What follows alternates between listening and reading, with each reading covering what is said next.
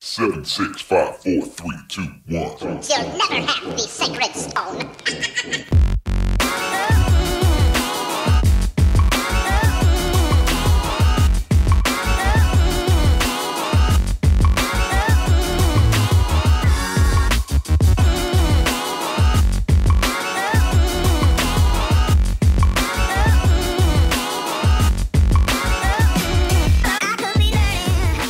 Welcome into the next edition of the Vegas Squares podcast. We are sitting here in studio. We got Token Tony, who feels like he hasn't been on the mic in a while.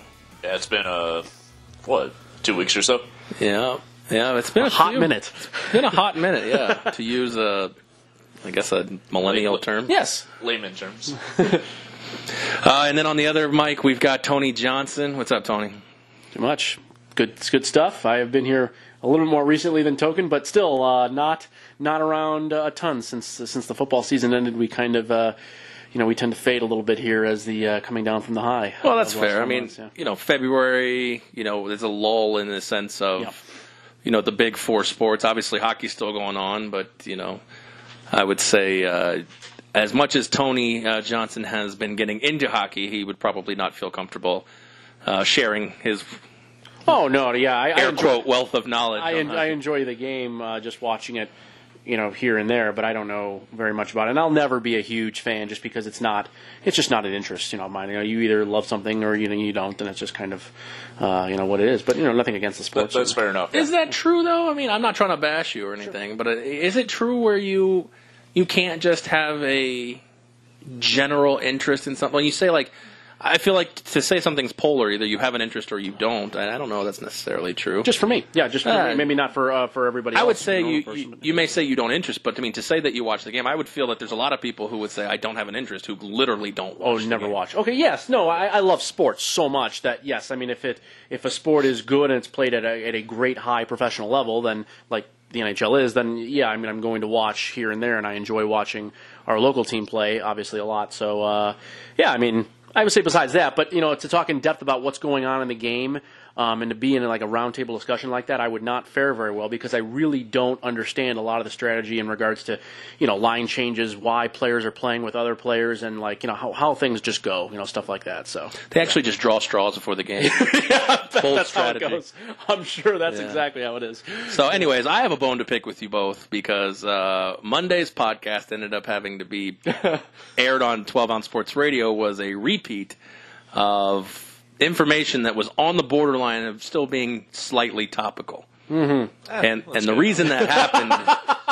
yeah, it's good enough. I love it. Token don't care. The reason that happened is because these two fucks decided they wanted to sleep in. Yeah, I thought Spike was joining you for the Monday one. Well, I put the text out and I said, hey, 11 a.m. podcast. And you said, I'll be there. And Tony said, sounds great, I'll be there. Spike said, maybe. And none of you fucks showed up. And then I believe I texted you later on that it is, and then I got a text at 1 p.m. Oh, shit. I look at it, I'm watching The Office on Netflix. I'm like... Yeah, there they are. I can't even be mad. Like you said, it's... For what I pay you guys, I mean, I get what I get. It's tough to find good help. It's tough to find good help, especially when you're not paying them. Yeah. Wow. Fuck you guys. No, I'm just kidding. Yeah. No, I'm just kidding. Golf will show up. But I would like to announce that I am excited about these podcasts, specifically these midweeks, because for the foreseeable future, until we get into obviously NBA playoffs, and even with the NBA playoffs, NHL playoffs, draft, etc., even with all the big four going on.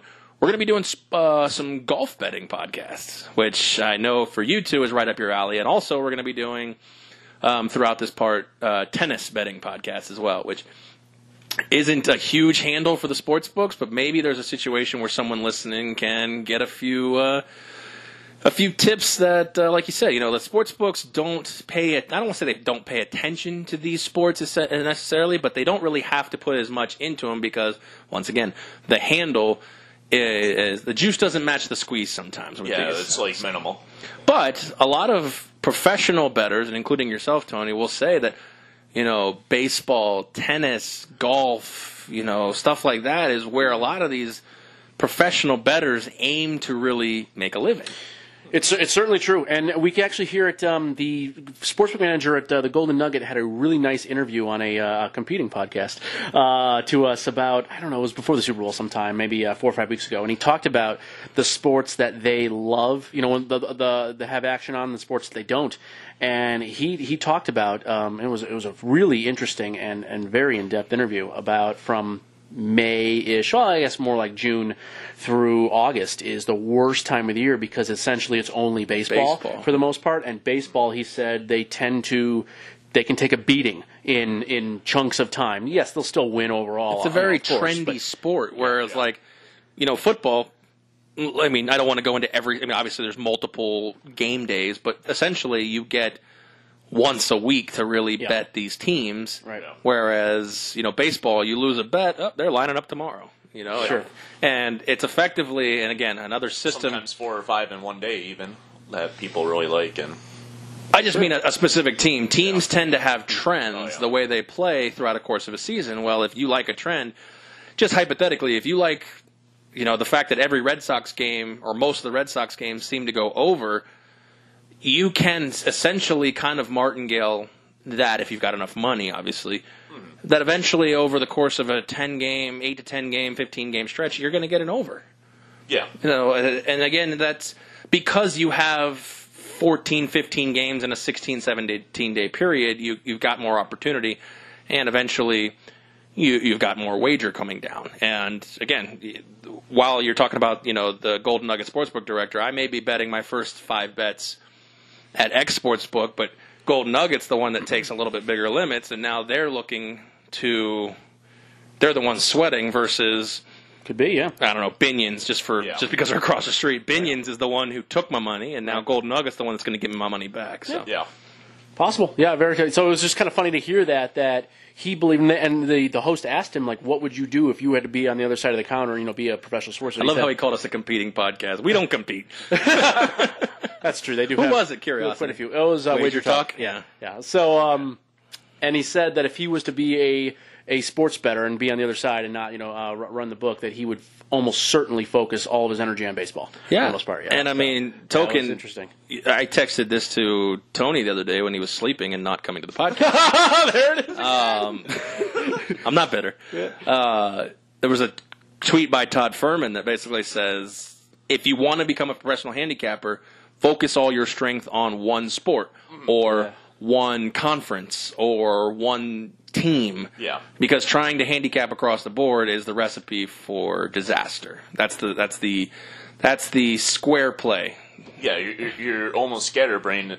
You're almost scatterbrained in that thought. If you're focusing too much on the other sports, and you're losing your focus and your interest in the one that you should be really. Well, and not only that, hard. Sports have so many dynamics to them. Betting has so many different opportunities, props. I mean, look, football, we love it. I mean, even me, I don't know if it's probably not just me, but I feel like a lot of times if everybody, there's a lot of people who are like, I can watch a football game no matter who's playing. It's the NFL, blah, blah, this. And I'm like, I don't know, man. No disrespect, but if it's the Lions and the Cardinals, I got to have action or I'm really not going to watch that game. I hear you, yeah. Nobody probably wants to fucking watch that piece of shit. But, I will tell you when I was first betting, I really focused a lot on West Coast Conference basketball because no one paid attention to it. Perfect. And me right now, I'm more focused on Italian tennis. Italian tennis. There it is. Find your niche. It is funny. When I pull up William Hill and I see tennis in play, part of me in the back of my mind is going, I bet Token's up somewhere betting this shit. Because they always have in-play going because there's just matches going on all over the world. Yeah, exactly. I was doing some last night at 2 in the morning when I couldn't sleep. Exactly. See, case in point. What were you going to say? I'd rather watch freaking Italian tennis than my fucking Lions. Wow, that is saying something. So, all right, well, let's thank the sponsors here before we dive into our content. 12-Ounce Sports Radio, obviously, we are on every Wednesday and Monday. So Monday and Wednesday, at least right now until football starts back up. I also want to thank Vegas Puckline Apparel, Eric on the Web Productions, and ChaiPoker.com, who has a Fun Run 5K, I believe, benefiting ALS. We are going to get more information on that as soon as we do. We'll obviously give that out to you. But if you're going to be in Vegas around March 2nd, please look into that, maybe making a donation, or if you want to get out and run, it's a 5K. I think that's 3 miles? That can't be too bad. Yes, 3.2 or something roughly. So there you go. All right, well, let's talk golf. And let's talk the big story in golf that effectively I would say the book is closed on it. Yeah. But it's always great to get all the facts and kind of look at everything hindsight. And especially since as of like 2 days ago, at least I know Tony Johnson hadn't even heard of this. So this was kind of perfect. Yeah, which is funny because I really pay very close attention to golf and what's going on. But the problem is it's more of what's actually going on in the course. Sure. And I really like that's totally fair. But like some of these things, can affect mental, what's the word I'm looking for? Mental, state of mind. But for sure. Yeah. Again, I don't think this one will with Matt Kuchar. Yeah, but agreed. Matt Kuchar basically, I hate to use the word stiff to caddy, but I mean he did pay the guy. But apparently, again, the story is that there was an arrangement with his caddy David El Tucan Ortiz in the November event last year. That I guess his caddy, and I don't know the name of his caddy. John Wood. Yeah. John Wood? Okay. He's a renowned, long-time caddy, so, yeah. I figured if I just threw that out there, you would know. So, get there. There you go. His caddy was unavailable for the event, so he kind of got a replacement. Not kind of, he did. He got a replacement. And a guy who's pretty well known down in the Mexican circuits, or he's a professional caddy in Mexico. Yeah. Yeah, so, there you go. And so his home, that is his home course as well, where they were playing. So it really worked out, very well for him. Yeah. So the rumor is, or probably the story is, that they negotiated a deal based on how he finished as to what he was supposed to be paid. From what I understand, the win would have netted El Tucan $4,000. And of course, subsequently, Kuchar won the event. Well, I'll jump in here quickly. So they had an agreement, but I guess that's where things fell apart. Is they had a different idea of what the agreement was. So El Tucan said it was $3,000 plus a unspecified amount of whatever winnings it would be if he did make the cut. And then Kuchar said it was a layered structure that was anywhere from $1,000 to $4,000 for a top 10, and there was nothing discussed for anything better than a top 10. He just gave him $5,000 because he thought since he won, he just added another $1,000 just to say thank you. In his exact words, the extra $1,000 was thank you. It was a great week. End quote. So that was where that, and so they had a disagreement on what that was. He thinks it was specified, and then El Tucan says no. So, anyways, go on. Okay, no, fair. That's good. You're once you've read it, you know a lot more about these things than I do. Obviously, again, all the structures were set. He said. Mm-hmm.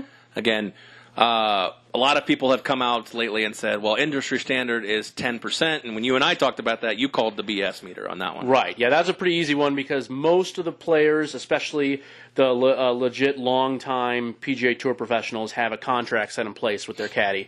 So there's no, because when the prize pool is getting bigger and bigger, especially with FedEx Cup and things like that, the 10% just got to be, too much. They're paying caddies essentially, too much for what their value is on the course. And, while they're an important part of the player, it's certainly, they're not hitting the shots. So that's why most of them have gotten into a contract situation with some sort of bonuses involved if they cash in the FedEx Cup, if they win a tournament, if they, whatever the case may be. Sure, those are kind of fringe benefits. Or whatever, yeah. Right. Now, from what I understand, most caddies, just what I know about golf, again, like with you in hockey, me in golf, I mean, I love the sport, I like to play the sport, I love to watch it, but I don't know some of the inner workings. Sure.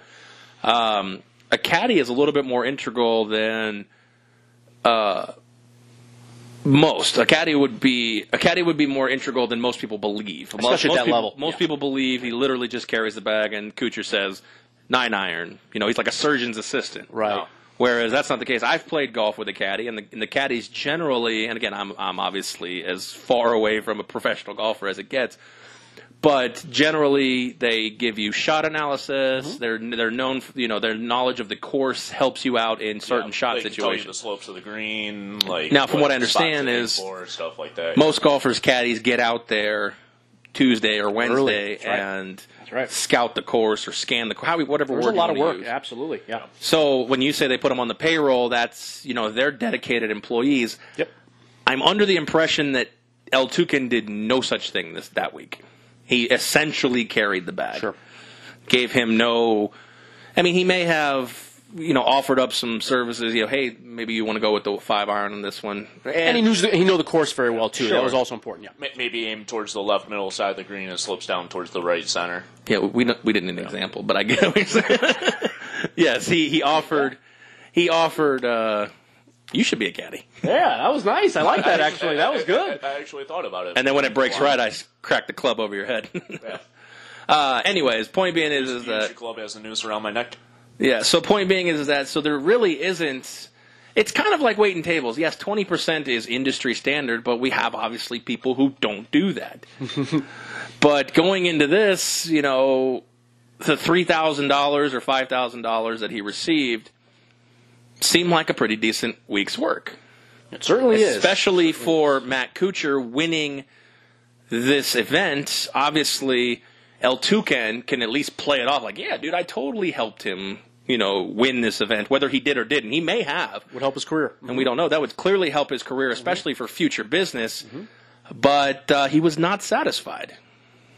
No, and my take is I think a lot of people would just sort of take in the lump of whatever they deemed, if that's what he gave me, that's what he gave me, and kind of go his merry way. So I think the nice thing about El Toucan's response, and whether I don't necessarily agree with how both of these people handled it, I do like that he was insistent and spoke out and spoke for what he believed was the right thing to do. And I think that's always a good thing in just general society and life. Not to make this more than what it is, but I think it's good that people speak their mind and are upfront with what they believe is the right thing to do. We don't always get that all the time, so it's easy to just be quiet and kind of let things go. So I thought that was kind of nice. But you talk about it being the right thing to do. If there really was a handshake and deal. Yeah, his opinion of what the right thing to do is. Yeah, I mean, I'm not saying I necessarily agree or disagree. I err more on the side of, well, since it's a contract dispute at the end of the day, one person believes the contract said this, the other person believes the contract said this. So that's really what it comes down to, in my opinion. And I don't know who's right or wrong. I'm not going to take the side of Kuchar or El Toucan because I don't really know. But the issue and what happened is, and why I'm surprised Matt wasn't more careful with how he addressed the situation and the words he used in the public realm. Yeah, that's where I was getting to. Yeah, no, I know. I mean, it's just that is what made the issue the issue. If this all was behind closed doors, he called him from wherever he was in Mexico. He's like, you know what? Yeah, like we're either going to go to blows and actually have a court proceeding on this, or I'm just going to give you I'll offer you X amount of dollars. If you take it, great. If you don't, then go ahead and sue me. But with a court proceeding, I mean, again, it was a he said verbal contract. Sure. And again, we're not lawyers here, but how do you imagine that playing out for Kuchar? They actually go to they actually go to a courtroom proceeding, and all the courtroom has to go with is, here's industry standards, here's this, even if this never got out into the media, or do you think the court goes with, dude, you were paid. You didn't provide your services for free. We can't prove that you negotiated X versus Y. Sure. Yeah, if it can't be proven, then I have no idea. Apparently, Matt's management company had written up the contract for this thing, so apparently there was some sort of contract. That's what I think he had said during one of these things. So I don't know if that had ever come about, or if he had just said that. Any chance that ever becomes public? I hope not. I hope not. I'm hoping that we all just kind of move on. That's the question. If it becomes public, are you rooting for Matt Kuchar to be right, or are you rooting for this Toucan to be right? Obviously, most of the country hates what they believe as cheap people. Yes. And so Kuchar's obviously getting flames. He did. He took the brunt. He took the brunt of it. And I think the problem, as you said, was a lot of the things that he said. Yeah, the first thing he said is, that's not a story. It wasn't 10%. It wasn't $3,000. It's not a story. Yeah.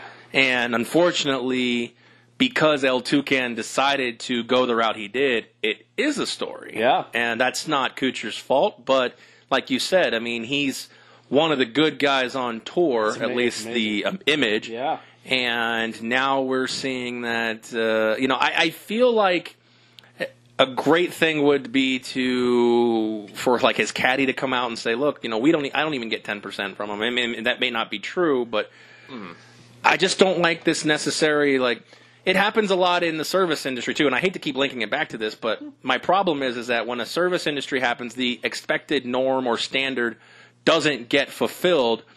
The person who provided the service then decides to usually in the service industry, if there's a repeated business, they decide to treat said customer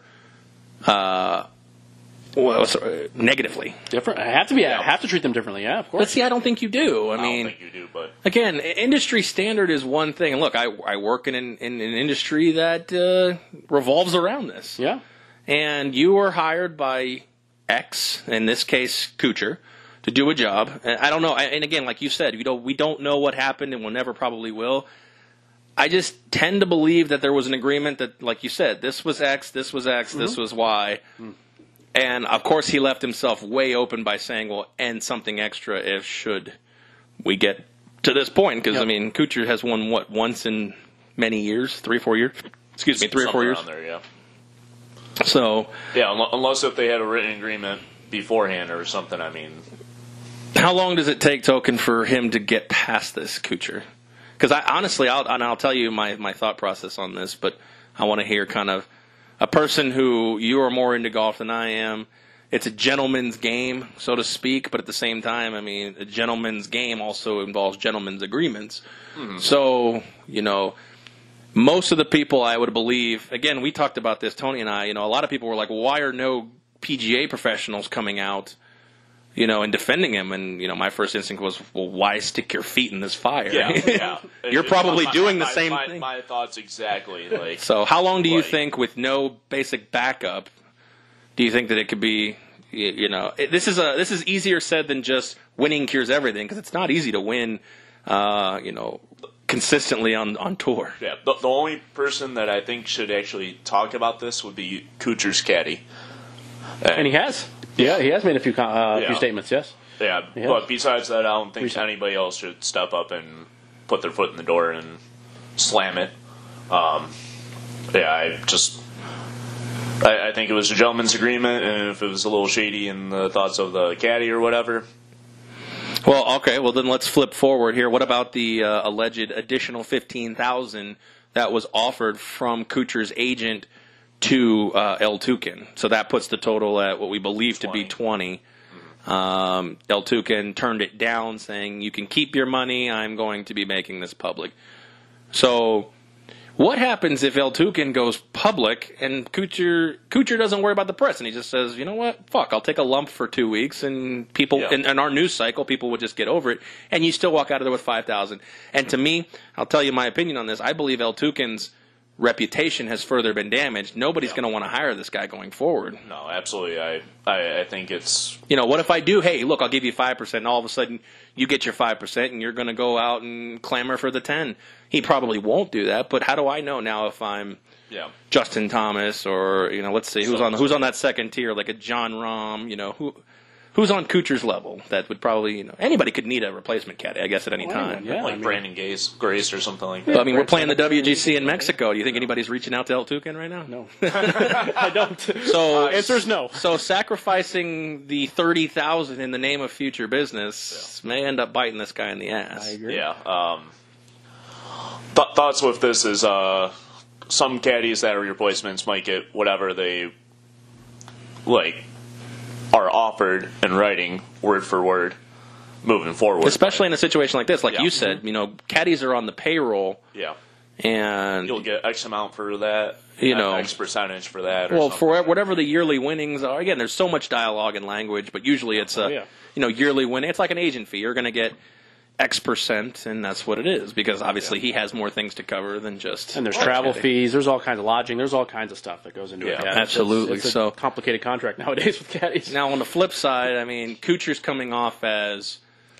Racist isn't the right word, but I guess a little bit more of in my country you would be pittance, because I'm sure in his mind he believed to a Mexican man $5,000 would be a fucking gold jackpot.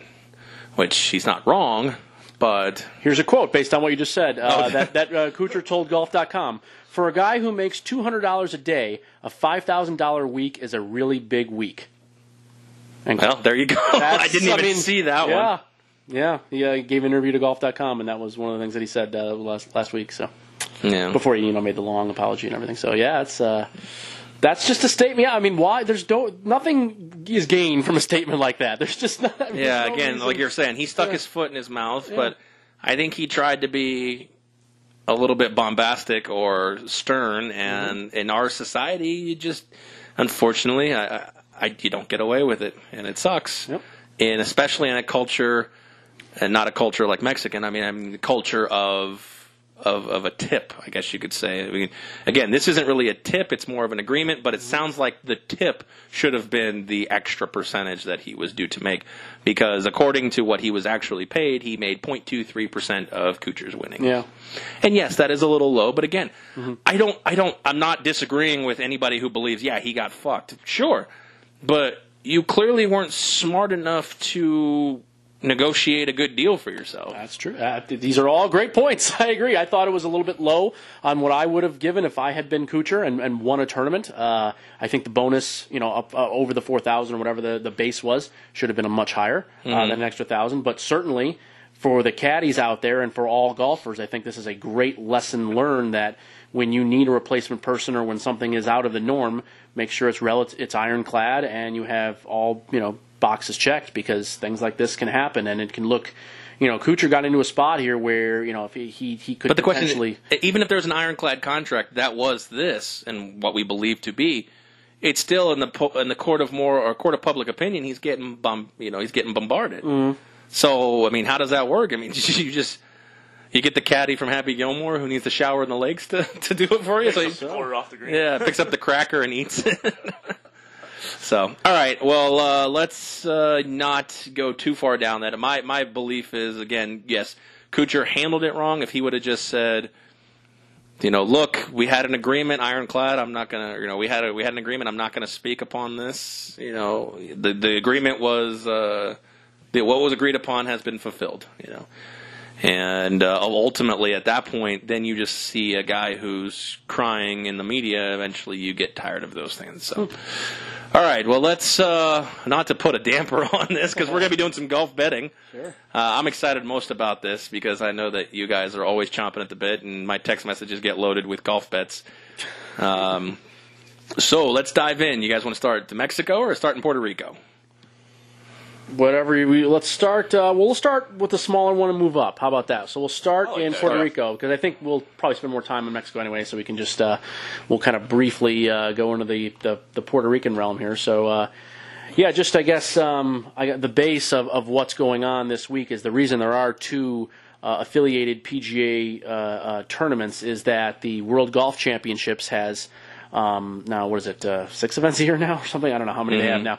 So 6 events, and this is one of them where they try to host another PGA event alongside in order to give not only the players, because there's now quite a few players on the PGA Tour, a chance to play and earn points and what have you, but certainly it could be a moneymaker in some of these smaller locations and locales that wouldn't necessarily be able to host a large, full-scale tournament that would be able to, turn heads and make a bunch of money. Places like Puerto Rico, places like Mayacoba, Mexico, places like some of the smaller spots. They used to have a tournament, in rural Pennsylvania and things like that. So, So this is, I think, why we have these two events. And so the notion here is the top 50 in the world golf rankings get into the WGC in Mexico, and then. Whoever decides not to, they got a couple sponsor exemptions, and there's a few other worldly exemptions. They try to get to a number of around 70 players, and then so as people fall out, there's some people that decided not to play. They've added from the official world golf rankings. So we have about 70 players in that, and then everybody else goes out here into Puerto Rico, and so we're getting a lot of. It's one of those interesting tournaments where, yes, the field is obviously a lot weaker because you don't have any of the top players in the world, but there's a lot of names from yesteryear, guys like David Duval and Mike Weir in this event. I mean, there's just a lot of things like that, and also a lot of young up and coming players. There's 3 of the top 5 collegiate players have all gotten a sponsor exemption into this thing. A lot of past winners that may not be on their game right now. Guys like Aaron Baddeley. Scott Brown, Graham McDowell, good example. Yeah, so Charles Schwartzel, your boy, is in the field. Damn, I was saving that. Oh, sorry, I apologize. So no, I'm just kidding. I knew that was one of his picks. It's on me. That one's on me. You're right. I should have waited on that. Maybe you shouldn't answer my text and just not come. Yeah, that was bad. I was just giving a general breakdown. He's not my pick for this, though. What a nutlow. Anyways, go ahead. I'm Yes. just messing with it. So, I like the analogy. that was just it for me. I know that Aaron, we had talked about before about how this tournament didn't actually go on last year. No, it was played at a different course in Puerto Rico that wasn't damaged. Yeah, and it was just a pro-am. I mean, it was just a, not a pro-am. It was just a, It was a pro-am. charity, It was a charity release, charity yeah. pro-am. Yeah, to raise money for damages and. So yeah, just a charity pro-am, and then they rebuilt this course, and it opened last fall, and now looks almost better than ever. I know. When I was looking at the course, I texted you guys. I'm like, man, I really want to go play there.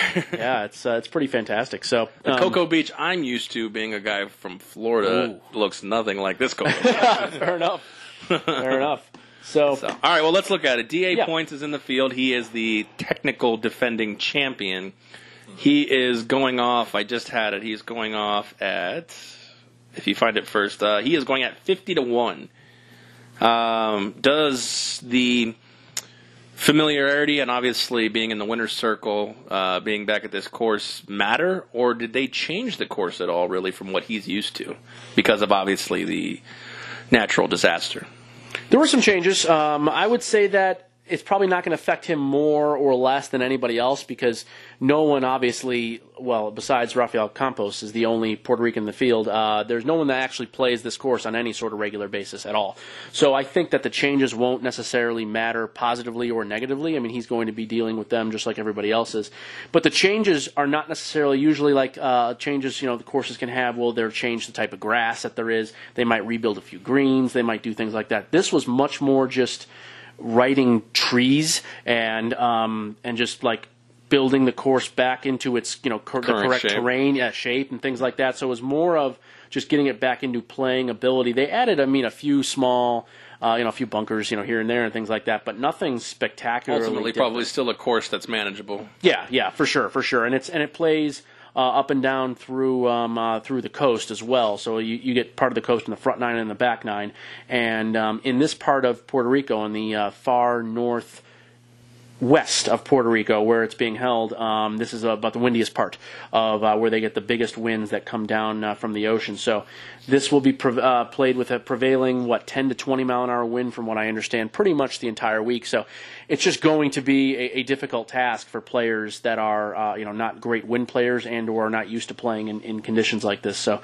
I think, to me, I know we'll get into our picks and things like that. That's the biggest difference maker in this, is not necessarily the changes with the course and who's played here before and who hasn't. I actually don't care that much about that. I care a lot about how players will be able to deal with the wind and some of the other factors that are here. And players that have played in this course 4, 5, or 6 times before and have done well because it's usually windy, certainly that is a big bonus. But I'm looking for more of that than anything else.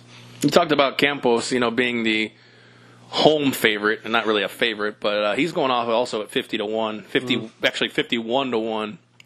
Oh, wow, specific. Well, at least on this site I'm looking at here. Sure. Who was that again? Rafael Campos, the guy, I think he said from Puerto Rico.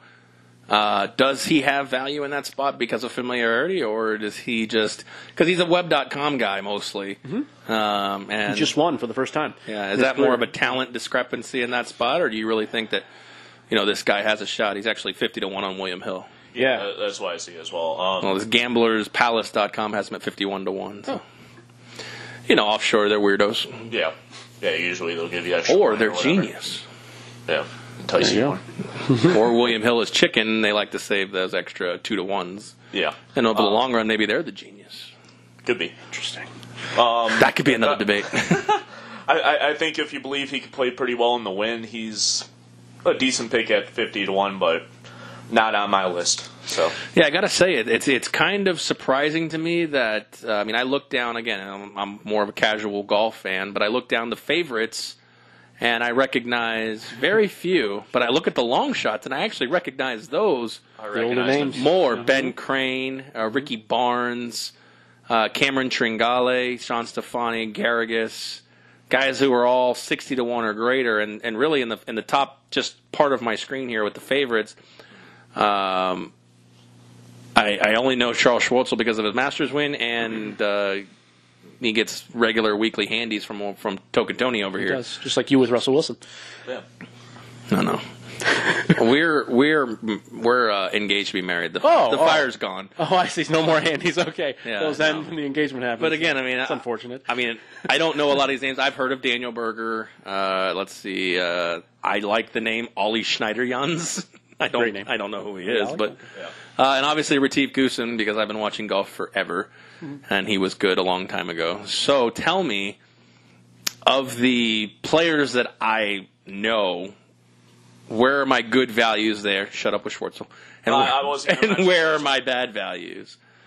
I actually put a ticket in just now as we were running through this. I like Your Twitter handle should have been DGen. Well, yeah. I like Tringali at 75 to 1. Okay. I think there's some good value in that. He plays moderately decent in the wind. Hasn't really impressed too much as of late, but I think there's still some value at 75 to 1, and he can play. Speaking of long shots, I do have to, before you go ahead and give me one, I do have to congratulate you on last week's JB Holmes at 125 to 1. Thank you. Yeah, it was fun. You don't get those all that often. And I mean, I know you said you had action on other golfers, but it's still, even if you didn't win as much as the actual bet would pay out, that's still got to feel good. Yeah, it was. It was nice. It was nice to see. I try to find, and moving into the long shots here, I try to find long shot players that may not necessarily be playing all that well, currently, or whatever. There's a lot of glaring flaws, but the potential is really there, and they're guys that are willing to go low, that are willing to beat great players, and JB just happens to fill a lot of those boxes.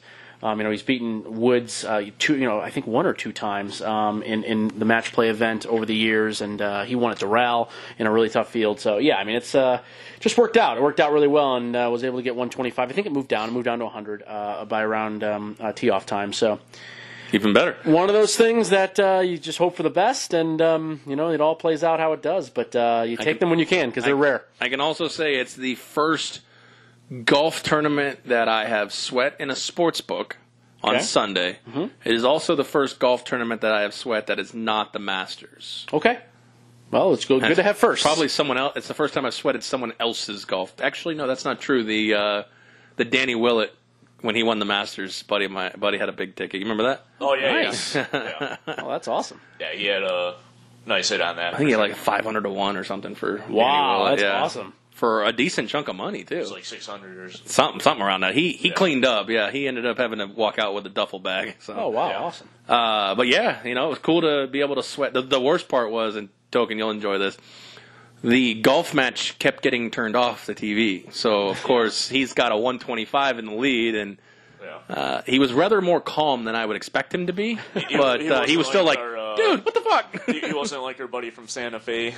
Fireball! Oh, yeah. He was not like the... We were at Santa Fe, ironically, though. Yes.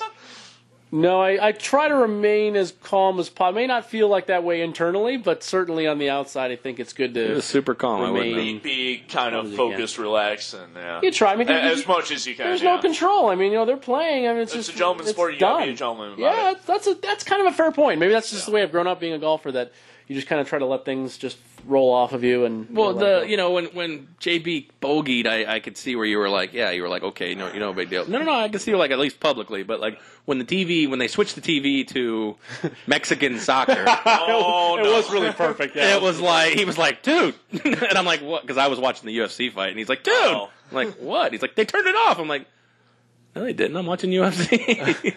They turned it off at least twice. It was pretty rough. But, I mean, that's fine. I know they're trying to find whatever they do there. So all right. Well, let's okay. He gave me a long shot. Yes, I'll give you one. He gave me the Tringali. Give me a long shot. Sure. So I'm going to use another long shot and name that people will recognize, and that's Chad Campbell.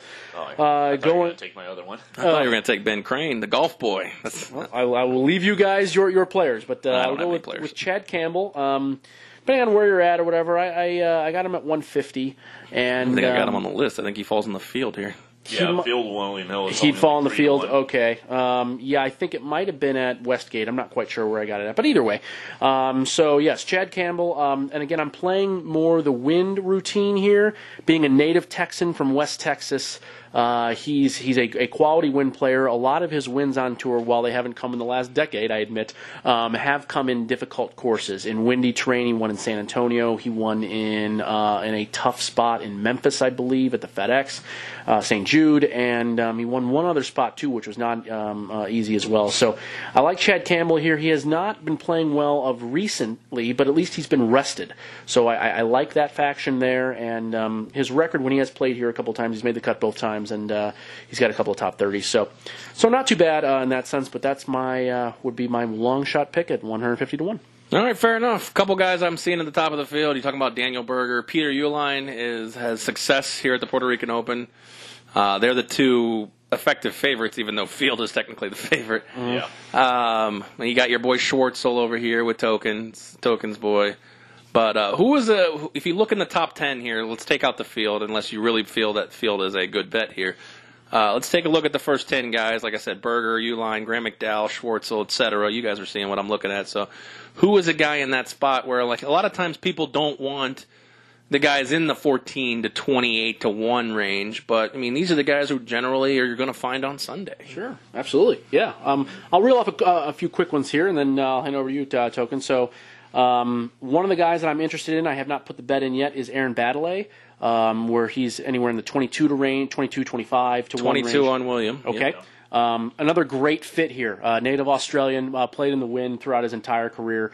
That's kind of where the best is. He's only been here once because he's played, and usually he's been in the WGC, tag-along tournament a bunch of times. So he's only been here once. He was a top 10 3 years ago, and I know he's also relatively fresh and rested, and he's had a couple of top 15s already this year from the carryover last year in October and November. So he was playing well a few months back, and I just kind of like the spot that he's in here. So that would be my first thought in that sense. And then the second one, some of the quality guys at the top are good. Scott Brown is an excellent one here. I know he's around 22 to 1. He's 6 for 6 here in regards to making cuts. He's played here 6 straight years, taking out last year when there wasn't a tournament. 5 of those 6 have been in the top 20. Twice he was in one of the last two groups, and he kind of faded on Sunday, but he's been very close to winning here before. He's got a nice, tidy game. Doesn't hit the ball all that far, but he's really consistent, relatively low ball hitter.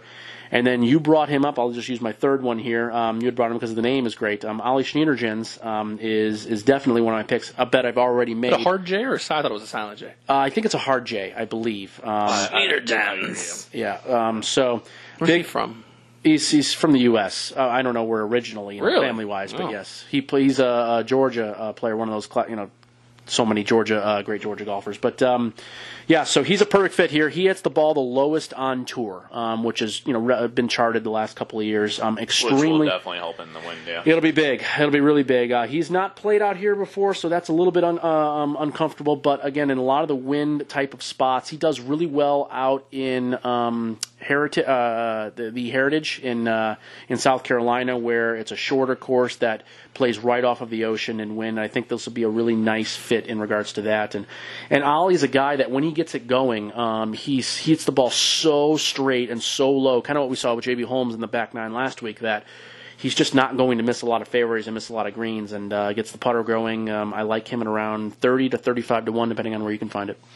Yeah, that was one that I was going to mention as well. I like Schneiderjans. As well as Matt Jones, kind of like a blast from the past few tournaments he's played in, performed pretty decently. Another Aussie with the win, too. Yeah. Yeah, he played in the Pebble Beach Pro-Am and all that, did all right. Sony Open tied for 29th, and Farmer just missed the top 10, but still a decent performance. So coming off of a decent rundown in a weaker field, might be able to make a deep run. Love it. Well, that brings me to an interesting. Let's talk about matchups here, and these are obviously not round by round matchups. These are for the entire tournament. Usually before the thing starts, so you have matchups. You have round by round matchups more often in the later rounds, correct? First through fourth. Yeah. First, yeah. I mean, there'll be some first round ones up. Okay, well, these look... Not yet. It'll be to later me, these today. look like matchups for the... They are, just for the tournament right now. But Okay. by later today, they will have first-round matchups. All right, fair enough. So this brings me to my next point, because I'm looking at William William Hill, and one of the tournament matchups is actually Ollie Schneiderjans versus Matt Jones. Yeah, I was actually just looking at that one. And Even money for Schneiderjans. Matt Jones is a minus 120. Where do you go in that spot in a situation? You talked about liking both guys. This is a spot where it becomes a tough matchup. Now, obviously, you don't have to bet it, but if you'd like to bet, if you like to bet matchups, this creates an interesting conundrum with two guys you like. I would lean on the side of Schneiderjans for sure on that one. Just to not pay the juice. Not to pay the juice, as well as I think he's more comfortable in the win setting than Matt Jones, especially if it's a low rising ball. Yeah, it's one of those that I've written down. I'm not necessarily anti-Matt Jones in this tournament. He's just not a guy that I'm focused on. So the Schneiderjans side is something I am intrigued in. I haven't bet it yet, but it is Plus, one who of doesn't one like of the few. name? Yeah, it's a great name. Schneiderjans. It is a good name. That's true. All right, so what other Puerto Rico Open matchups have we been looking at? Another one I like. You talked about, we talked about Campos being the hometown guy against Roberto Castro, who was a 120 favorite opening. This seems like a spot where obviously I would think most of the field being most of the gallery would be rooting on Rafael Campos. This may be a shot to have a little bit more adrenaline going on. But what are some other matchups you guys have been targeting here, at least in the Puerto Rico Open? Well, yeah, you specifically bringing that one up. Castro is one of the guys. If you wanted any middle tier people, picks that I had, Roberto Castro was one of those. So he's moved way down. He's down to like 35-1. I got him at 55. But Castro's a guy I really like in this tournament. So it's unfortunate because I wanted to find a spot with Campos as well. But the fact that he just happens to be matched up with Castro, it's the thing with matchup betting that's probably the most frustrating thing about it is that we don't create the matchups. Obviously, they're dictated by the odds makers. If you could walk in there and off the board matchups. Exactly, you could just kind of throw two guys together and be like, I want him to face this guy, and I'll pay this juice. Give me a line, yeah. Yeah, but unfortunately, that's the way it is there. So I'm not interested in that one based on there's the two players. I think both players will play well in the tournament. The one that so there's a couple others. We have. Matt Every against Corey Connors, which are two rising players, both in I guess not the early parts of their career. I know Matt Every is now in his mid-30s. He's been around for a long time, Floridian from your neck of the woods. But, Corey Connors is a guy that's been playing better and better as the years have gone on. He's now getting in the top 10 a lot more. He's cashing some legit checks. And 2 top 3 finishes this season. Yeah, exactly. So he's been playing extremely well recently. So I get a little bit of a pause there. But Matt Every, who has won before on the PGA Tour and had a lull for 2 or 3 years of really some very light years and had to actually go through Q school a bunch of times just to keep his card, he's finally turned the corner, it seems like, this year. Every's got a bunch of top 20s to his credit and has made more cuts than missed, which is abnormal for him over the last few seasons, and he's really kind of put it together. So a guy that's a veteran, that's been out there a long time, I usually will side on the side there. So I'm considering that. The problem is at minus 125, that one's a little bit difficult there. But a lot of the matchups, unfortunately, with this one, there's a lot more I like in the other tournament. A lot of the matchups here in Puerto Rico are just two players that I like a lot. And so there's just not a spot to have. And then the last one I noted was Daniel Berger against Peter Uihlein. I'm a fan of Berger overall. 2 favorites, too. Yeah, the 2 favorites. I'm not a fan of Uihlein overall in just general and in this tournament. But, again, what price do we really want to lay at minus 140 in a matchup? I tend to not go above the minus 130-ish range. I really tend to not do that, so I'm just going to go ahead and leave that aside, unfortunately. But I'm going to leave it aside. But still something fun to follow for sure. Definitely will follow. Make a lean. Yep. So you're leaning toward the Berger? Yeah, if I had to lean, I would bet on Berger because I do. Yeah, it's I do a like lot him. of juice Yeah. in my mind, too. Mm-hmm. Yep. One I really liked was the Aaron Bradley one against Scott Brown. Okay. Do Yeah, you it's, like a side on that? Yeah, I like the Bradley. Oh, I thought you were just saying a matchup I like. I'm like, well, okay, cool. Yeah, that's plus 105 even. Yeah, I was looking at that too. I mean, Scott Brown's obviously got the pedigree at this course, but you talked about Baddeley with his pedigree just in professional golf. Mm-hmm. That's a cool spot to get a little bit of juice there, or a little bit of gravy on that one.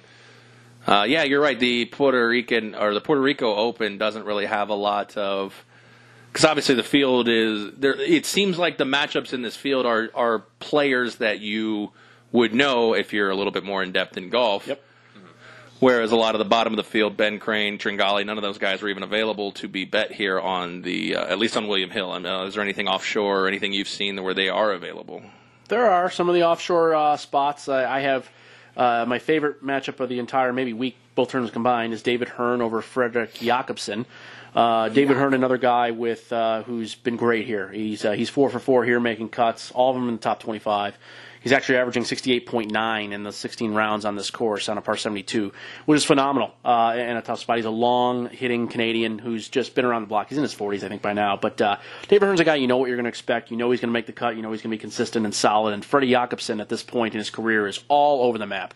Yes, he could potentially top 10 or top 20 this type of tournament, but he's just so inconsistent and doesn't play all that much anymore that I'm going to want the strong, consistent player versus the inconsistent one that's bordering on the side of really getting quite bad in the latter part of his career. He's not inconsistent but can be incredibly good. I don't think he can be incredibly good anymore. So that's one of those offshore that I like. Minus 125 on David Hearn. And then Campos is up against Dominic Bozzelli. Plus 115 there, so I picked up that one. But unfortunately, as you said, when you get down lower with the end of the matchup bets, the Las Vegas books at least usually kind of shy away from that, unfortunately. So, yeah. Yeah, it becomes a situation in that spot where they really don't. Is it more of a situation where they don't want to get burned, or they just don't know how to handicap it? No, I think they can handicap it. They just, I think the handle is so low in general by the public. The public is not going to bet on it. What would really be the max take on a Puerto Rico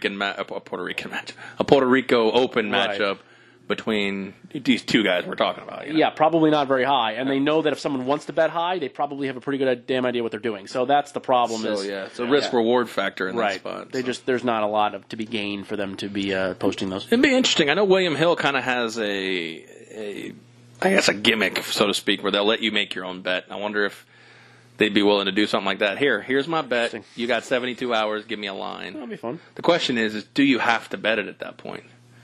I don't know. Yeah, it's a because it's like, well, if I don't like your line, well, I don't bet it. Well, we just wasted our time making you a line. Right. Yeah. No, I've never done anything like that. I don't know. That's a good question. It would be definitely interesting, but they might. Because I know for like the Super Bowl or something, they'll let you make a prop, or Westgate did that for a while too. Okay. Yeah. That's fun. So, all right. Well, let's switch gears and go to the matchup or the WGC Mexico Championship. And as I look down the futures odds for that, I would say I recognize everyone. Probably about 62 to 65 of those golfers.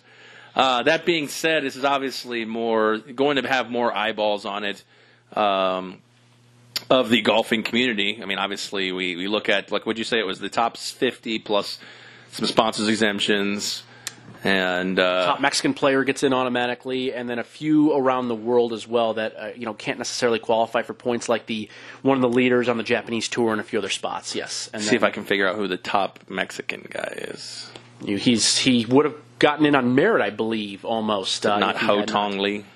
He is not Mexican. Nope, Ho Tong is not. He just missed. Close. Did I? No, he's from China. I was just joking with you. Abraham Answer? That's the one. Wow. He's U.S. born, but yeah, he's a dual citizenship. Oh, fair enough. I didn't figure it was Tom Lewis. So no. But Abraham Answer, he can be had for the price of 100 to 1. There you go. He's playing with the Woods.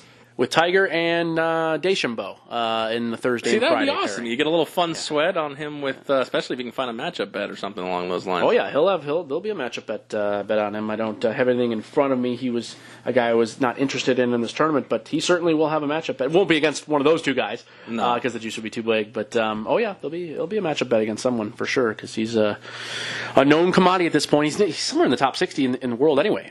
So he's had a nice run here the last year. So yeah.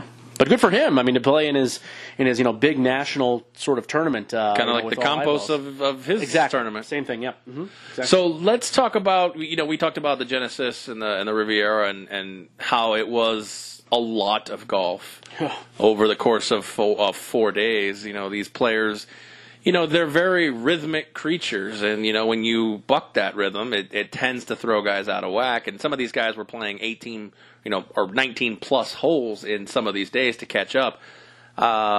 Tiger was one of the first to come off the course and say, I don't think I'm going to pick up a club for the next 2 days. Have you ever heard him say anything like that in his career? Exactly. It's amazing. And that's insane for him to come out and say, yeah. It was followed suit by a lot of these guys, actually. Yeah, for sure, yes. So, that being said, obviously, a little R&R doesn't hurt. Going to Mexico doesn't hurt. This is going to be in a nice area that they can, be in a good, comfortable mood. Mm-hmm. But, we talk about the fatigue factor in a lot of other sports. Does that affect these guys? I know it's a little earlier in the season. The majors haven't hit. But, again, that was a lot of golf last weekend. It was. And now they are playing at almost 8,000 feet in elevation, too. I didn't even think of that, but you're right, yeah. I think this is going to be tough. Now, unfortunately, it's going to be hard to find a spot, I think, specifically for a player that didn't play in L.A. versus now playing here, because it's almost essentially a really top-end field in both regards. So I'm not sure you can really find a spot. Francesco Molinari, I know, is one guy for sure that didn't play last week that is in this field. But, it's unfortunate because I think that there's something to that, Aaron. I thought about this, and it hasn't really been talked about in a lot of the golf podcasts and things that I read, that people are not talking about how going from an all-out war of attrition almost, that last week was, now to playing at 7,800 feet in a foreign country that is a different type of atmosphere and a different type of thing, dealing with all of the the changes and differences there is not easy. And so, I think that it's important to focus. I know we'll get into the specific players here, but I think it's important to focus not just on what the course is, we can talk about the course, but guys that are going to be relatively fit, healthy. I think on the younger side is really important. There's a reason I've got players to avoid on here. Almost all of them are over the age of 40. I think it's really important here that being spry and on the younger side, not necessarily good for overall golf per se, because anybody can win a lot of these events. But I think this one specifically going to be a huge advantage to be a fit younger player. And not only that, where do you look at? I know that there are some prop bets out there offshore as, the score to par of the winner, over under X. You talk about the attrition, the war of attrition, not only last week, you talk about the elevation standards or status that we're facing in Mexico City. But how does that affect something like, where do you look for the winner's score to be around in this spot? That's what a tough question. I wasn't trying to make you find something, but like you said, there's a lot of different things where too much. That's one of those that's too much to try to quantify the score when I'm really just trying to focus on the players and figure out maybe what's best in that sense. It's one of those I tend to avoid. I was just curious because I didn't know if it factors in. Hey, look. It's going to be a grind versus this may be a situation where on Sunday we've got 10 to a dozen players in the field who are within striking distance. I believe that will be, yes. I agree with that. So I was thinking, guys who are, strokes gained versus putting versus, driving accuracy. Like, what's really favored on this course? Okay, maybe the wrong question was where do you see the score of the winner being? But, when it comes down to Sunday and we're looking at our future bets here, Justin Thomas, obviously, I believe, is number one in strokes gained. Putting, I believe. Or is it just strokes gained in general? I think it's just strokes gained course, yes. So, again, a guy within striking distance. Obviously, he's the favorite. And, generally, we don't tend to bet the favorites in golf. But, even at a 9-1 clip, again, what does that favor? You know the course better than I do. What does this course favor for guys on Sunday? Is the driving going to be the key? I know the easy answer is, well, it's everything. But what's the key to this course, especially when you're there on Sunday? Well, we don't have immense data because this is only the third year being played here at Chapultepec. But the nice, well played on the pronunciation. The data, I've been wanting to say that for a little while now. Yeah, Club de Golf Chapultepec. The most millionaires, I believe, in any city in the world. Spanish. Mexico City. So, yes, but what it appears to be is that... Wait, hold on. In fairness, though, is it in pesos? Because that's not hard to do. I think I could be a millionaire. Oh, translate it into dollars. Why do I live in Mexico City? It's almost all the wealth in Mexico, legal, is in Mexico City. So, all the illegal wealth is in TJ? I don't know. Yeah, I have no idea. But yeah, it's all in McAllen, Texas. It's actually McAllen. I actually think there's more millionaires in Mexico City than majority of the North America. I've heard the exact same thing. Yeah, that Mexico City it's a. Yeah, but millionaires in America isn't a thing anymore. You got to have the B on it though. I feel like there's a lot of people. A million just isn't what it used to be, at least in our culture. Anyways, that's a whole nother bag of worms. I asked a question, and I think I forgot. You said Chapultepec, and it was like a moth. So you're looking about like course fit and what would make sense based on the course. And so basically, it's a relatively well-rounded track in the sense that while it plays at 7,600 yards, at 7,800 elevation, it probably comes down, the general consensus guess is it's about 1,000 yards less than what that is. So now you're at 6,800, so distance doesn't really become much of an issue. They're only going to run, by the way, there's Kikuyu rough, which is a weed. What'd you call me? It's essentially like a weed, a grass weed that is grown mostly that we see on the West Coast here, California, Arizona, and they actually just played on Kikuyu in L.A. At Riviera there. So that's good. However, instead of 2.5 to 3 inches that it was at Riviera, it's only going to be cut to 2 inches this week. So a little bit easier coming out of the rough. It will not be as apparent that you need to be hitting fairways as much as you would have to at Riviera. So I don't think that's going to be much of an issue.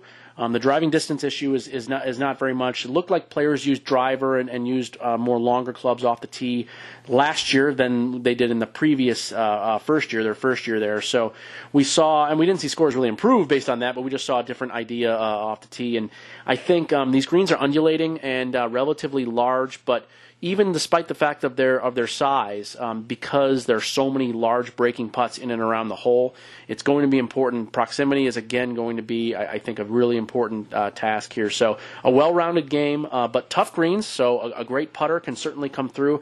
This is one of those very few weeks, I think, really in this season that there's not a specific blueprint to what can take a winner here. I think you can get quite a variety of player to be successful. So to answer your question, nothing specific, but to answer your question, I'm not going to answer your question. Right, but it's important to note that it's not necessarily a Bombers type of paradise or course, or it's not necessarily whoever's going to putt the best is going to win. And from what I understand, there's not a lot of guys who can adapt to that in today's PGA too. Mm-hmm. They're like, I just have to bomb this. Yeah, agreed.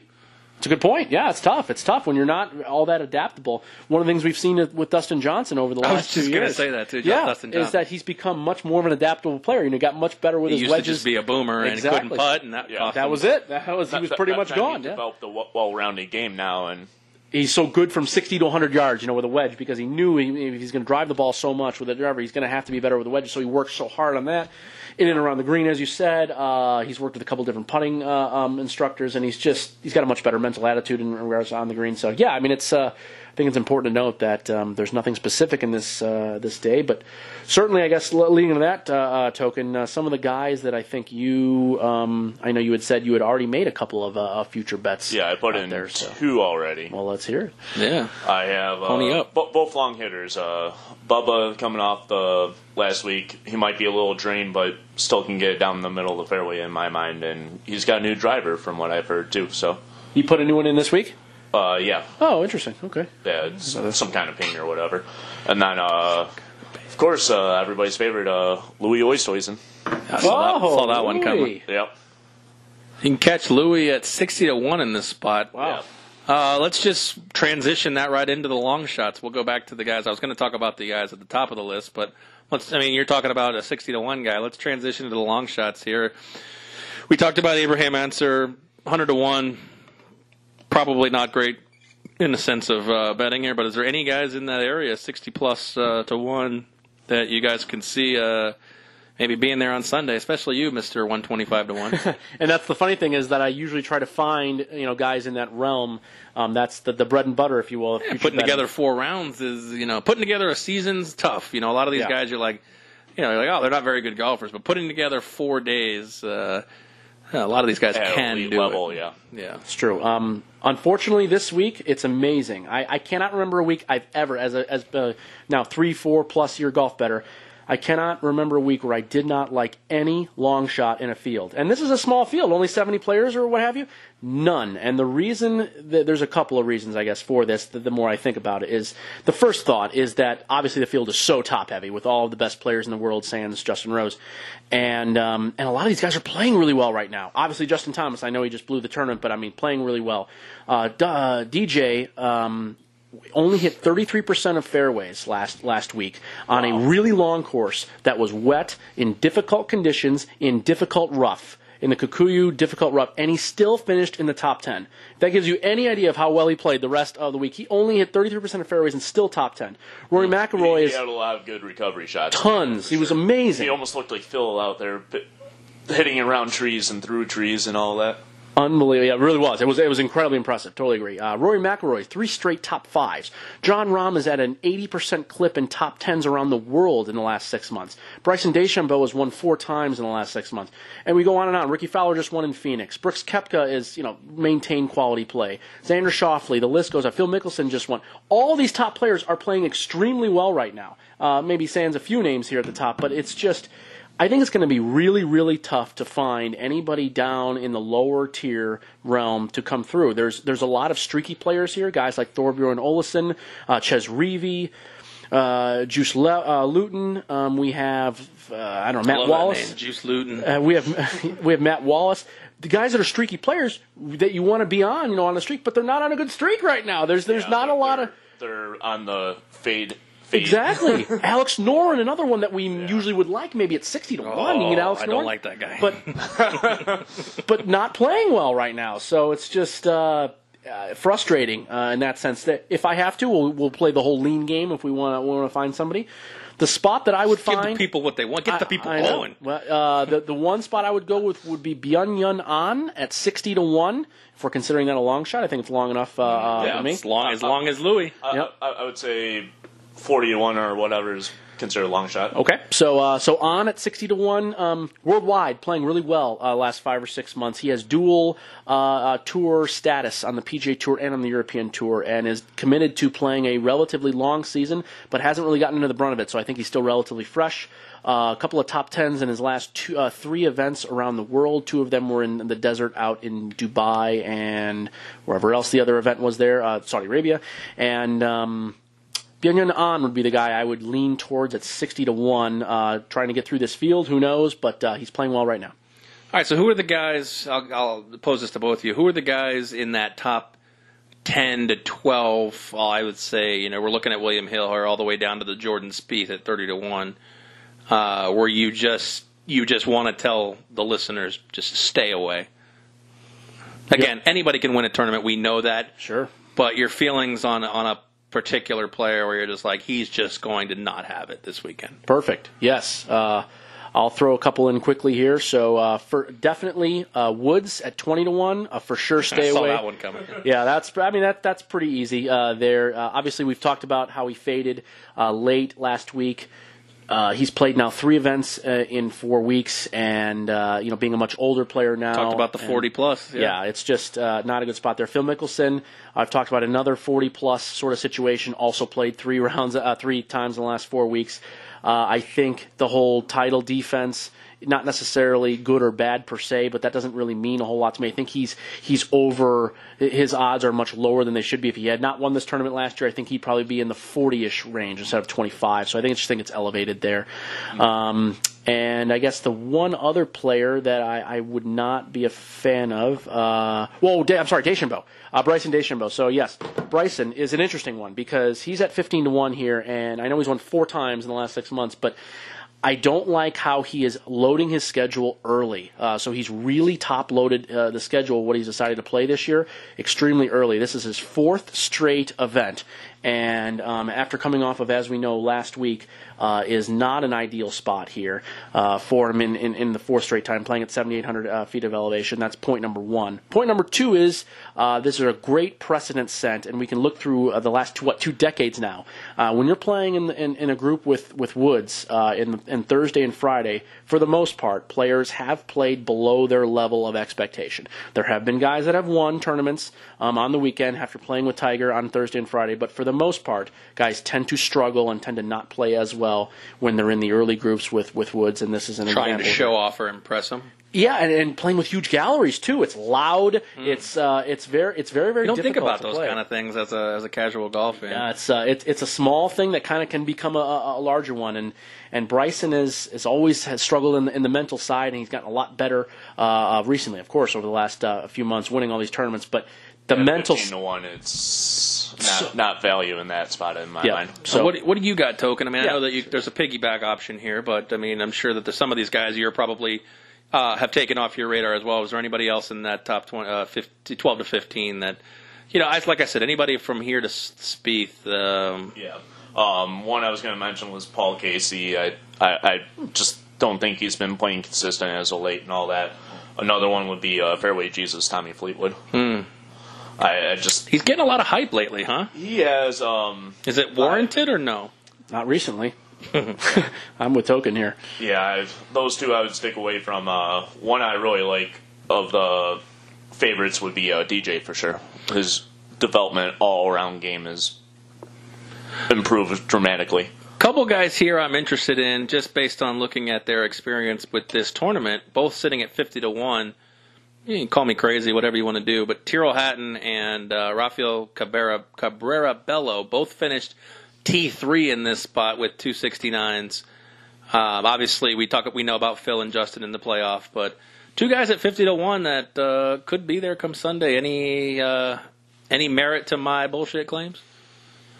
I like Cabrera Bello more than Bello or Hatton. Yeah, I thought it was Bello. Okay, I like him over over Tyrrell just because it's. I think Tyrrell's supposed to be a black guy. It is one of the craziest names for being like a really short, like British white dude. British white yeah, dude. It is very strange. It's the opposite of what you think. Is he Ricky? Is he related to Ricky Hatton?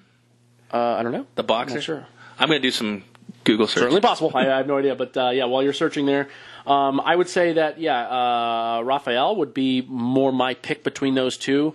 Guy, as you said, he's played well here before, and he's got a nice precedent coming in as well. He's a great putter more than anything else. Like he goes as far as the flat stick goes. He's usually way up in on the tour in putting statistics for the majority of them, not only for shorter putts but longer ones as well. Yeah. So I guess your strokes gained statistic would be the one there. And putts per green, putts per GIR, and stuff like that. Yeah. There you go. So no, I think Rafael would be certainly a warranted thought at 50-1. Tyrrell Hatton is tough because he's so European dominated. I know he's playing a lot more out here now this year, but being a strong European tour player and then playing in these other events, there is another pretty good precedent of Euros not playing very well in the WGCs that are played in North America. It's a really, really tough transition. They don't play on courses like this at all. Whereas out here on tour, we play up in Reno, and certainly a lot of other spots where elevation certainly becomes a thing, and it's just, I don't know, out there it's not nearly as much of a deal. So I try to stay away from Europeans unless something really warranted or there's a great course fit or something like that. But with nothing specific there, I would stay away from Hatton. But Cabrera Bello, definitely a chance. Fair enough. All right, let's look at some matchup bets. Token, I'll start with you. What are you seeing here in these early? Are you ready? Yeah. Okay. I thought you had a few already lined up. What are you seeing here in these early tournament matchup bets here with, like you said, the field? Mm-hmm. Yeah. One I definitely like is Spieth over Cantlay for sure. Minus 110 both ways. Spieth is definitely top contender in this matchup spot, and at minus 110, I like the value. Fair enough. Yeah, Cantlay is far down the list, at least on futures. Yeah. I think he sits. Where did I say? About 30, I think. Right. Patrick Cantlay. Yeah, 35 to 1. Oh, 35. Okay. So you're effectively almost saving a smidge of juice, based on their tournament futures bet. Mm-hmm. I was going somewhere with this, but it wasn't. They're usually relatively correlated. Usually, yeah, for the most part. Yeah. Another one I really like is DJ over JT at minus 105. Wow. Your rebuttal? Yeah. The best against the best. No, rebuttal is agreed. DJ DJ is one of the. I've made 4 bets on this tournament, future bets wise, and DJ is the one with the lowest odds that I have bet on already at 11-1. So I'm in agreement with you, Token. The only thing that I would be a little bit concerned about, I would probably prefer DJ against another player and maybe lay a little bit more of a minus money line, because we're not really sure how Justin Thomas is going to react to all of this. He lost a tough playoff here last year and just lost a really tough tournament last week. And yeah, he could be on the revenge. I feel like there's just like strong revenge feel, or he fades, or it's just so much, and it's something you can't really handle, and he fades to somewhere in the 30th place range, and so you'll probably get a relatively easy win. So there's that unknown is the only thing that I'm concerned about per se, but I like DJ a lot in this tournament, so anyone that would take DJ in a matchup bet against whoever, I'm generally going to be supportive because I'm a fan of DJ in the tournament. And I'll like the value in that spot too. There you go. So I think that's a good start. I have so from some of the matchups here, I was more on the South Point sort of area, so we might have a few different type of spots, but I'll certainly throw them out. I've already bet a few. We have Xander Schauffele over Phil Mickelson. And I got that one at minus 115, which is good. So this is just playing into the fact of guys I don't like, Mickelson, and guys that I think should be good and be solid in a tournament like this is Xander, who has a nice all-around game and is a strong player in tough fields. Next one is Matsuyama over Phil Mickelson. Again, we've already hit the Phil Mickelson train. And Hideki starting to play really, really well, really heating up. Last 4 events, he's averaged about 17th place in the last 4 events, and has finally gotten over that wrist injury, I think, from last season, and is really starting to come into his own again. So like Hideki a lot in this thing. I also have a bet on Hideki in the future realm at 28-1, which I believe he still is at William Hill. So 28-1 there, and then I'm with you in the anti-Paul Casey thing. It's interesting you brought that up. Token, because I think Paul Casey just doesn't really get talked about all that much, either good or bad, and I think this is kind of one of those times where Paul is not exactly a guy you want to be on, in a field that's this good, and so I got Jordan Spieth at plus 105 against Paul Casey early this week at South Point, so I think that one's as good a spot as any here. I know that Jordan is obviously not on his 100% game. That's been well documented now for the last many months. But Jordan playing well. He had the first round lead last week in California, and is really starting to turn the corner in regards to short game overall. Putting woes still exist, but his ball striking is as good as it's ever been. And we'll add another future bet there on Jordan Spieth. I do have him at 30-1 as well to win this tournament. So those are the ones that I'm at in this spot in regards to the matchup bets. Also have a small one on Patrick Reed over Matt Kuchar. Just comes down to more of I'm not worried about the whole Kuchar caddy thing. It's more of, I think, the fit of what it is. I think Patrick Reed is in a little bit of a better spot here than Matt Kuchar, and it was plus 100. So I thought there was enough edge there with Patrick Reed in a tournament like this. So that's where we're at. Fair enough. All right, now you're the offshore guy, so I revert to you with this. We talked about it off cam or off air. A lot of the T5s, T10s, T20s, not mostly, they fall in the offshore. Mm. For what reason, I don't know. Maybe you have that reason. You can enlighten me. But are there any guys that you're looking at to finish and in these specific realms? This week, no. I try to only bet. First of all, the juice is a little bit heavier on usually the top 5, top 10 type of bets versus actual just outright win future bets. They tend to not pay as high as they should. They take a little bit off the top, a little more than normal. So I tend to stay away from them if it doesn't all fit and make a lot of sense.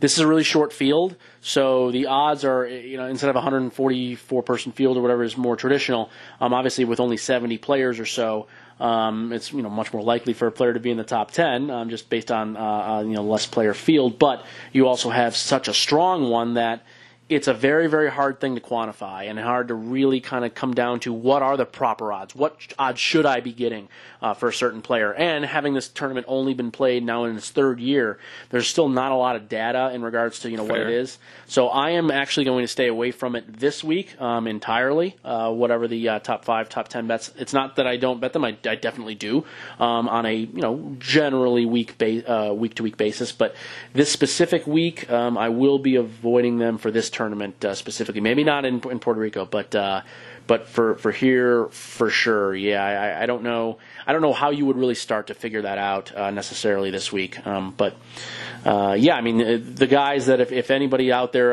betting on the offshore stuff is interested, or they just like to bet top 10 bets, or whatever the case is. I do have a friend that just likes betting top 5s and top 10 bets. What's the juice on some of those things? I mean, obviously that's different golfer to golfer, but yeah. I mean, getting a person to win a tournament obviously usually is plus money. I think other than Tiger back in the day, I've never really seen anything worse than even money. Push the field, yeah. But what are the kind of, I mean, getting 5 places, getting 10 places, getting 20 places. I got to imagine getting 20 places, there's a heavy juice factor. Yeah, they roughly divide by 10 in a top 10 bet. So if your odds are about 100 to 1 to win the tournament, you'll usually be around 10 to 1. Sometimes a little worse, yeah. Sometimes even a little worse. And we're still talking about a 144-person field. So it's not exactly the true odds of what it should be. Not every player is created equal, of course. But still, I mean, if you're 100 to 1, you're not a top-end player in that field for the week, so certainly your odds shouldn't be less than 10 to 1 in that sense. And as you said, Token, sometimes it's more like 8 or 9 to 1 that you end up getting, and so it's that's kind of how they do it. So they don't actually do the traditional math of what it should be. If you top 10 versus win, should they just divide it out equally? So that's kind of where the juice comes into play, and it's a little bit heavier. For the house, depending on what it is, and they'll adjust it accordingly. If there's a player like Matt Kuchar who's much more consistent, makes a ton of cuts, and a lot of top 10s, he's going to always be manually moved lower than a player like Phil Mickelson, who is more erratic and will more likely win or miss the cut or completely like bomb. Yeah, exactly. So sometimes they're maneuvered manually, but I just like to use course fit and history at a place like that more so than anything else. Like David Hearn, for example, in Puerto Rico, because he's been so consistent and so good here. He's a guy that at 60 to 1, if you can maybe find a 6 to 1 or 7 to 1, on a top 10, that's a spot where I think you'll get a lot of really nice edge there, because we really have a good idea of how consistent and how strong he can be in a tournament like this, and he's a very, very likelihood to make the cut, and whatever happens in the next 2 days is. But there's no cut here in Mexico. Right, and WGC events there's usually. Yeah, and it's another reason why I think you should more skew towards favorites. I hate to say that, probably a statement I've never said in my life, but I think you should skew a little bit more towards favorites and the better players in the no cut events. Because, again, you can have, the great players can have an off round here and there, but they're also much more likely to go really, really low in a tournament. Like guys like DJ and McIlroy and John Rahm, they are more willing to, shoot a 63, 64, 65 than players like, Alex Noren or, Louis Oosthuizen at this point in his career, or, other players like that are just not as capable of doing so. Yeah, you're right about that. I see DJ at minus 125 for a top 10. 125. Yeah. I think definitely if he finishes top 10, he's probably top 3, maybe the winner in that spot. So you'd want to probably focus more on a top 5 bet top then? 5, if you okay. It's 2 to 1. That makes sense. Which I don't really love, but I think for him to win is definitely more value on that at 11 to 1. 11? Yeah, I'm with you. Yeah, so you analyze like that. That's exactly how I do it, to a T. I go, is he pretty likely to make a top 10? Yeah, but do I want to pay 125? Not really. No. And then 2 to 1, no, but 11 to 1 to win. Yeah. And he's so capable of bombing a field. So yep, there it is. So that's kind of how I go too. So very interesting how we both sort of think similarly in that sense. Speaking of this one, obviously, like you just said it, there are no missed cuts. But do you ever kind of look at the mismade cuts, or are they kind of a too juicy proposition? Usually too juicy, but sometimes I've done. This is funny that I got to bring this up. I bet a lot on Fred Couples to make the cut at the Masters. And I've been relatively successful doing that. I've probably bet on him 6 or 7 times, and usually he's around even money. But he's so consistent, and the field is so weak at the Masters. As funny as that sounds, it's actually a really weak field because all the past champions get to play. And the way they have it set up, well, it's set up a little bit differently now, but they used to take all the winners of the PGA Tour events, and so you'd get some one-off winners, in a week here and there, and you'd have a weaker field. So it was, I really liked Freddie in spots like that. So sometimes, because only those options are really just for majors or the big tournaments. But most of the time, no. Yeah, it's good to keep track of. I'll know now. Great to keep track. Yeah. I'm learning in my situation here to moderate your golf podcast, so now I know the miscut made cuts are more for the majors. So I'll shut up until April. Good. Yeah, and we can talk about whether there's some value. Sometimes there might actually be some value at minus 600 for a player that is so far and above, the bottom tier of the field that maybe there might be some value there. And so it's always something to talk about and be. Yeah. Fair enough. All right. Well, it's time to make your picks. Obviously, I know that you're not a huge, futures bet guy in terms of all 4 rounds. You're a matchup guy. Yeah. But again, you don't have to lay the money down. It's just making picks here on the podcast. Definitely. I'll leave it to both of you. I'll let you start. Okay. Yes. So I mentioned a few of these quickly already. I'll just run them down quickly. I have 4 future bets that will be in Mexico, and it will be just those 4. I'm almost guaranteed not to add anything else. DJ 11-1, John Rahm 16-1 out at Westgate, Hideki Matsuyama 28-1, Will Hill, and Jordan Spieth 30-1 at I think a lot of places, but certainly Will Hill. Right. Actually 33-1 right now at Westgate. Well, okay. Yeah. Now I have a bad line, so there it is. I guess I should have waited. That's all good. 30-1, I do like that bet with Spieth. I only have 2 right now. One being Bubba at 35-1, the other one being good old Wissoisen at 60-1. Yeah, good. Yeah, I mean Bubba's another guy that he can. If I went to Westgate, I would have got 6 more to 1. Ah, okay. Yeah. Just a guy that can go really low, doesn't fear, just being able to bomb a course. So it's a nice guy to have when he puts it all together.